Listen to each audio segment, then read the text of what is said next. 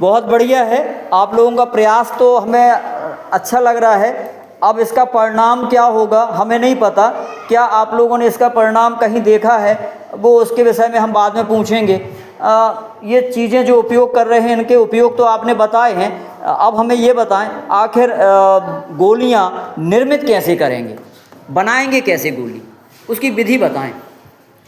सर्वप्रथम नीम की हरी पत्तियों का 70% और 30% बबूल की पत्तियों को मिलाकर मिक्सर ग्राउंडर या सिलबट्टे पर पीसकर छनी हुई राख तथा 5% पिसी हुई अजवाइन को मिलाकर 10% चूने से मिलाएंगे। फिर इसे डिस्टिल्ड वाटर आयुषी तो यहाँ रहना अभी है। जल में अच्छी तरह से मिलाकर छोटी छोटी गोलियां बना ली गई हैं।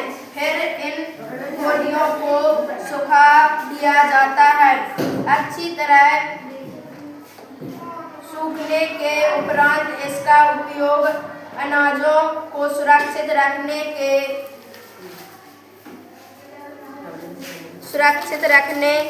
लिए 1 क्विंटल अनाज के बोरे या बैग। अच्छा चलिए ठीक है, विधि तो हो गई, यानी कि आप लोगों ने सबसे पहले पत्तियां ली, बबूल की पत्ती और नीम की पत्ती ली और उनको मिक्सर ग्राइंडर यदि ना हो तो आपने बताया है कि ठीक है सभी घरों में खलबट्टे होते हैं तो खलबट्टे से उसको पीस लेते हैं। खलबट्टों में पीसने के बाद फिर आपने बताया कि उसको क्या करना है, अजवाइन मिला देना है। अजवाइन भी पिसी हुई होना चाहिए कि खड़ी अजवाइन चलेगी?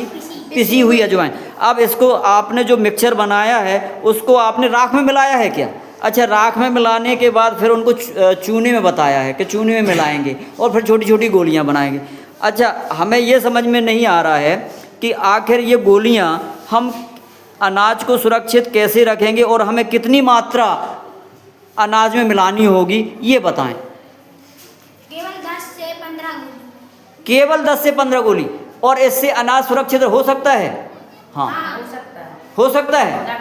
चलो देखते हैं कैसे इन गोलियों से आप जो गोलियों से 5 से कितना 3 से 5 वर्ष। अच्छा चलिए बढ़िया है। तो अब इसका निर्माण हमें बता दें करके, विधि तो आपने बता दी है, अब निर्माण करके बता दें। पूरी प्रक्रिया का वीडियो भी हमें चाहिए है, तो क्रम से कार्य शुरू करें गोली निर्माण का।